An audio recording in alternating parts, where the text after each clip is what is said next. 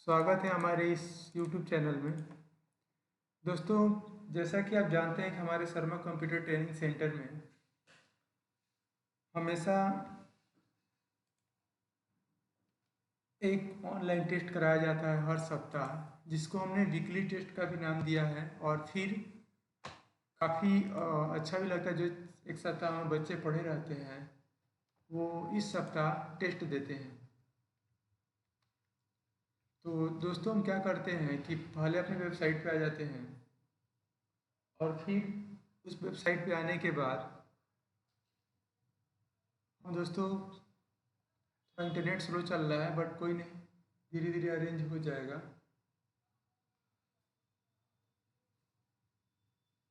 हम उस वेबसाइट पे आने के बाद दोस्तों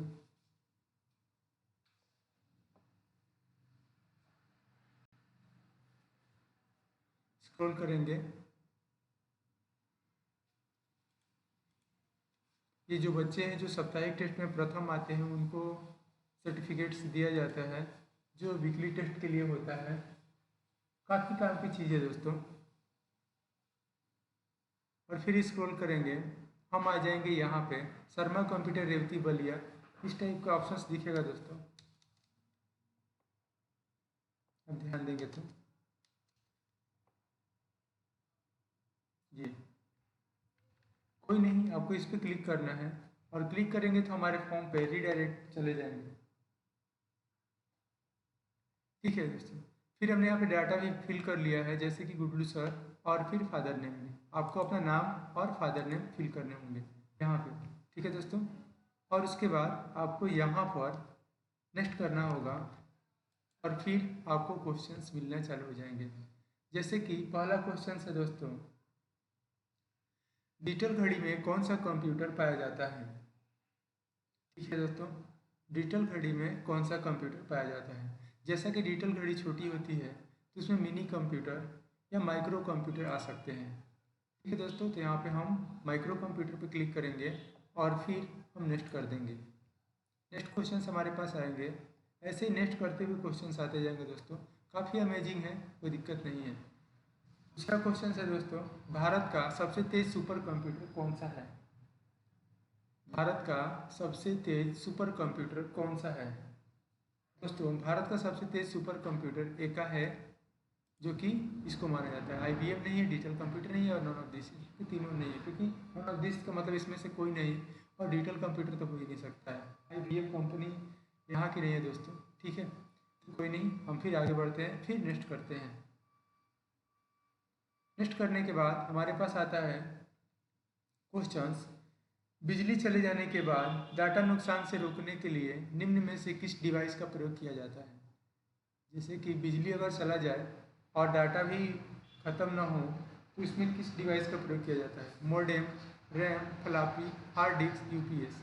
दोस्तों, मॉडेम का काम इंटरनेट चलाना होता है, रैम का काम किसी प्रोग्राम को चलाना होता है, और फ्लॉपी डिस्क वगैरह ये सभी स्टोरेज डिवाइस होती हैं।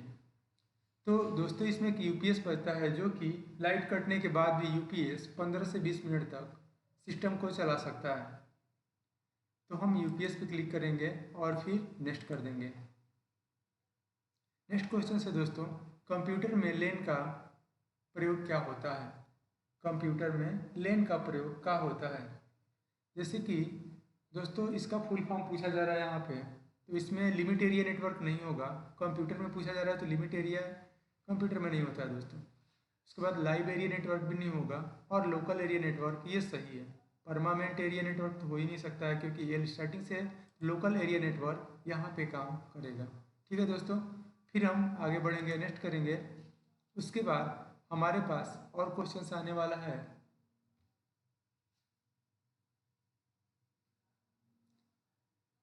इंटरनेट पर डाटा ट्रांसफर को नियंत्रित करने के लिए नियमों और शर्तों का सेट को क्या कहते हैं। दोस्तों, आप क्वेश्चन ध्यान से देंगे। इंटरनेट पे डाटा ट्रांसफ़र को नियंत्रित करने के लिए नियमों और शर्तों के सेट को क्या कहा जाता है। एक्चुअली बता दें दोस्तों, एक प्रोटोकॉल होता है। जैसे कि अगर हमें कोई काम करना है तो प्रोटोकॉल के द्वारा काम करते हैं, तो काम खराब होने के चांसेस बहुत कम होते हैं। इसी तरीके से इंटरनेट को नियंत्रित करने के लिए, डाटा ट्रांसफ़र को नियंत्रित करने के लिए एक प्रोटोकॉल होता है कि उसको हम प्रोटोकॉल से ही दिखाते हैं। जैसे बता दें दोस्तों कि इंटरनेट चलाने के लिए आपको इंटरनेट की ज़रूरत पड़ेगी, तो पहले कंप्यूटर को इंटरनेट से कनेक्ट करना होगा और फिर उसके बाद आपकी फाइल को इंटरनेट पे सेव करना होगा या इंटरनेट से अपनी फाइल को सेव करना होगा। तो ये प्रोटोकॉल के द्वारा ही चलते हैं। ठीक है, फिर हम नेक्स्ट करेंगे, आगे बढ़ेंगे दोस्तों। फिर से हमारे पास क्वेश्चन है, डॉट डॉट डॉट छोटे ग्राफिकल चिन्ह होते हैं जो कंप्यूटर स्क्रीन पर प्रदर्शित होते हैं। डॉट डॉट डॉट मतलब यहाँ पर छोटे ग्राफिकल चिन्ह होते हैं जो कंप्यूटर स्क्रीन पर प्रदर्शित होते हैं। उनको क्या कहा जाता है दोस्तों? उनको लोगो तो नहीं कह सकते, क्योंकि लोगो किसी भी कंप्यूटर या फिर ऑप्शंस का नहीं होता है। लोगो किसी दुकान का भी हो सकता है या फिर किसी बैनर डिजाइनर या बहुत सारी चीज़ें होती हैं उनके लोगो हो सकते हैं, तो ये नहीं होगा। इमेज भी नहीं होगा। इमेज छोटी छोटी चीज़ें होती हैं जैसे मोबाइल वगैरह क्लिक करना, वो सब, तो इमेज नहीं काम करेगा। नो दिस इसमें से कुछ नहीं, नहीं ऐसा नहीं है। आइकन एक बचा होता है, जैसे कि आप डेस्कटॉप पे बहुत सारी चीज़ें देखते हैं दोस्तों जो कि हमारे काम के लिए बनाई जाती हैं। जैसे हमने क्या किया, यहाँ पर हमने सभी को हाइड किया है, व्यू पे गए और मैंने शो डेस्कटॉप आइकन को ऑन कर लिया। अब आप देखेंगे कि यहाँ पर बहुत सारे छोटे छोटे ग्राफिकल दिख रहे हैं जो कि आइकन्स होते हैं। यही आइकन्स जो होते हैं दोस्तों, फिर से हम शो डेस्कटॉप पर क्लिक करते हैं, इसको बंद कर देते हैं। इस तरीके से हमारा काम करेगा। तो इसमें आइकन्स है और फिर हम नेक्स्ट कर देंगे। नेक्स्ट हमारा क्वेश्चन है, computer dot dot dot data भेजना और प्राप्त करने का कार्य। एक्चुअली बता दें, कंप्यूटर खाली जगह डाटा भेजना और प्राप्त करने का कार्य करता है। जैसे कि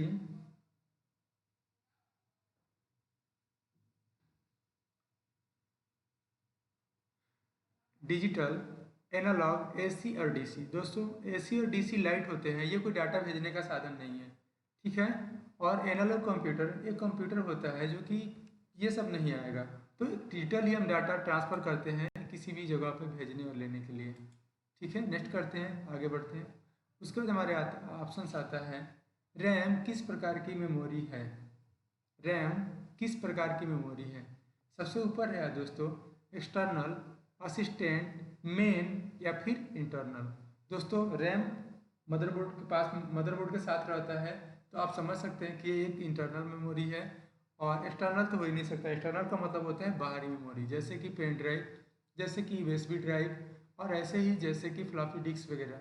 और उसके बाद इंटरनल मेमोरी वो होती है जो कंप्यूटर के अंदर पाई जाती है। तो रैम अंदर होता है, इसलिए इंटरनल मेमोरी। नेक्स्ट आगे बढ़ते हैं दोस्तों। आगे क्वेश्चन है,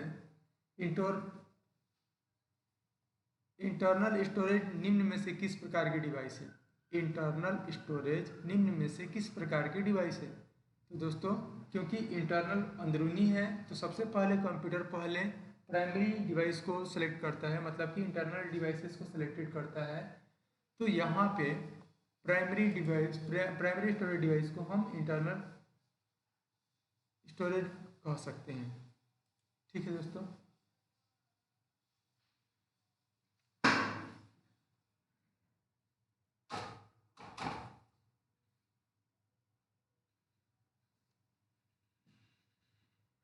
उसके बाद हमारे पास क्वेश्चन आता है, कंप्यूटर के लिए ऑपरेटिंग सिस्टम क्या होता है।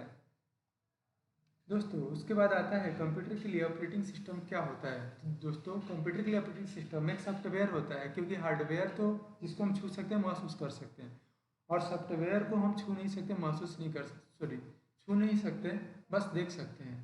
तो सॉफ्टवेयर ही सिर्फ देख सकते हैं दोस्तों, और ऑपरेटिंग सिस्टम सॉफ्टवेयर की श्रेणी में आता है। ठीक है, तो फिर हम इसको नेक्स्ट करते हैं, आगे बढ़ते हैं। कंप्यूटर स्टोरेज मीडिया के लिए कौन कौन से विकल्प उपयोग किए जाते हैं। कंप्यूटर स्टोरेज मीडिया के लिए कौन कौन से विकल्प उपयोग किए जाते हैं। जैसा कि आप देख सकते हैं, पहला है hard disk drive, pen drive, CD drive and CD DVD drive.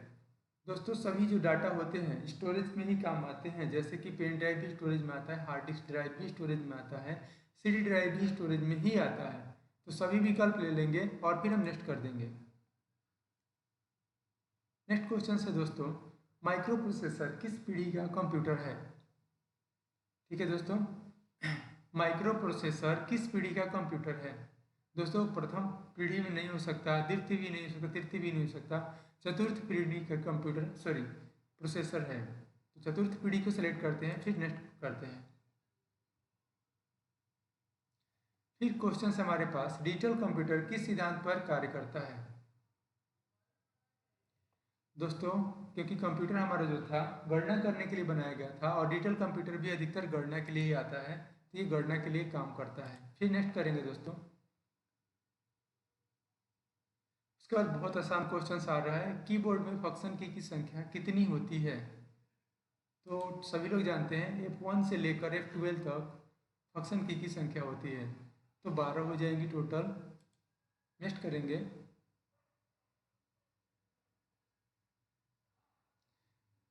Question आ गया है दोस्तों, इनमें से कौन सा इनपुट डिवाइस नहीं है। मॉनिटर आउटपुट डिवाइस है, मैग्नेटिक टेप जो होता है इनपुट डिवाइस है, और जॉयस्टिक भी इनपुट डिवाइस है, और मैग्नेटिक डिस्क भी इनपुट डिवाइस है। सिर्फ और सिर्फ मॉनिटर ही है जो हमें दिखाता है, इसलिए आउटपुट डिवाइस है, तो ये इनपुट डिवाइस नहीं है। फिर एक क्वेश्चन है दोस्तों, ये थोड़ा रीजनिंग से संबंधित है और कंप्यूटर में ऐड किया गया है ताकि बच्चों को पढ़ने में थोड़ा मनोरंजक लगे। दोस्तों हम हमेशा से कोशिश करते हैं कुछ नई नई चीज़ों के साथ हमेशा शेयर करते हैं, ठीक है। आई होप कि आपको भी अच्छा लगा होगा। ऐसा कौन सा साल था जिसे सीधा लिखो या उल्टा कोई फर्क नहीं पड़ता।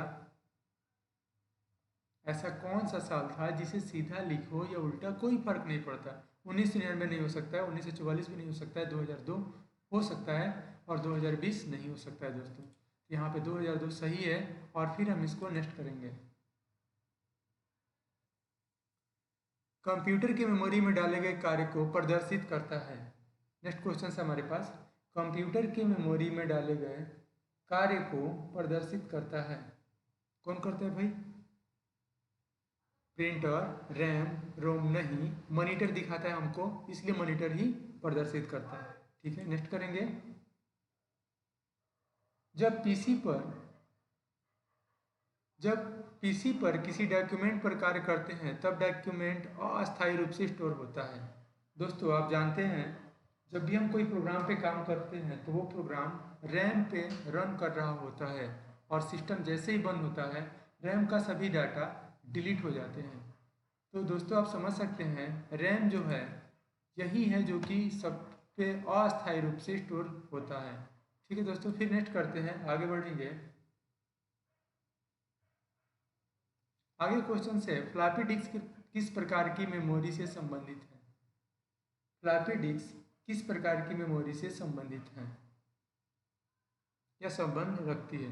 तो दोस्तों यहाँ पे ऑप्शंस है external, internal, volatile and AMB। दोस्तों बता दें फ्लॉपी डिस्क वो चीज़ होती है जैसे कि CD DVD हम लोग यूज करते थे तो उसको बाहर निकाला जा सकता था, जैसे कि पेन ड्राइव को हम बाहर निकालते हैं। तो कंप्यूटर में मेमोरी दो प्रकार की होती है, एक इंटरनल और एक एक्सटर्नल। इंटरनल का मतलब होता है कंप्यूटर के अंदर मेमोरी, जो कि हार्ड ड्राइव और रैम, ऐसे रोम, ऐसे बहुत सारी चीज़ें होती हैं। और बाहर वाली डिवाइसेस जैसे कि पेन ड्राइव, DVD, CD, और ऐसे ही वैसे भी कुछ डाटा स्टोर करने के लिए डाटा हो तो फ्लॉपी डिस्क भी बाहरी डिवाइसेस है, जब जरूरत होती है हम इसमें इंसर्ट करा के इसका यूज कर लेते हैं। तो यहाँ पर ये बाहरी डिवाइसेस को हम एक्सटर्नल की को ही कहते हैं। तो एक्सटर्नल पे क्लिक करेंगे और फिर फाइनल हमने टोटल फॉर्म फिलअप कर दिया है, मतलब सॉरी टोटल हमने टेस्ट दे दिया है, तो हम यहाँ पे सबमिट कर देंगे। सबमिट करने के बाद दोस्तों इस तरीके से फिर आएगा your responded has been recorded, और इसके नीचे आता है आपके पास व्यू स्कोर। दोस्तों आप इस पर जैसे ही क्लिक करेंगे आप देखेंगे कि आपने जितने भी क्वेश्चंस का आंसर दिए होंगे वो टोटल यहाँ पे आपका दिखने लगेगा, ठीक है दोस्तों। मैंने कुछ गलती कर दिया था, रैम जो था वो मेन मेमोरी में आता है, इंटरनल में भी आता है और मेन में भी आता है, लेकिन पहले हम मेन में ही करेंगे क्योंकि अंदरूनी जितनी भी सिस्टम होती है वो पहले में आती है। तो कोई नहीं दोस्तों, हम इसको मेन ले लेते हैं। उसके बाद इंटरनल स्टोरेज वगैरह सभी आप देख सकते हैं, यहाँ पर सभी आपके आंसर्स मिल जाएंगे। आप जितना भी आंसर खोजेंगे दोस्तों वो सभी आंसर आपको मिल जाएंगे। तो आशा करता हूँ दोस्तों आपको ये टेस्ट बहुत अच्छा लगा होगा। एक बात और दोस्तों, इस टेस्ट का लिंक भी मैं डिस्क्रिप्शन में आपको दे दूंगा। आप चाहें तो वहाँ से टेस्ट देकर अपने अपने आईक्यू लेवल को जांच सकते हैं और कोशिश करेंगे कि ऐसा ही आपके पास हर सप्ताह एक टेस्ट देते रहें। ठीक है दोस्तों, बहुत बहुत धन्यवाद और शुक्रिया जो लोग सपोर्ट कर रहे हैं, क्योंकि मैंने देखा बहुत कम समय में हम लोग काफ़ी तेज़ी से आगे बढ़ रहे हैं। और अपने दोस्तों को भी शेयर करना ना भूलें ताकि उनको भी समझ में आए कि ऑनलाइन टेस्ट कैसे दिया जाता है। ठीक है।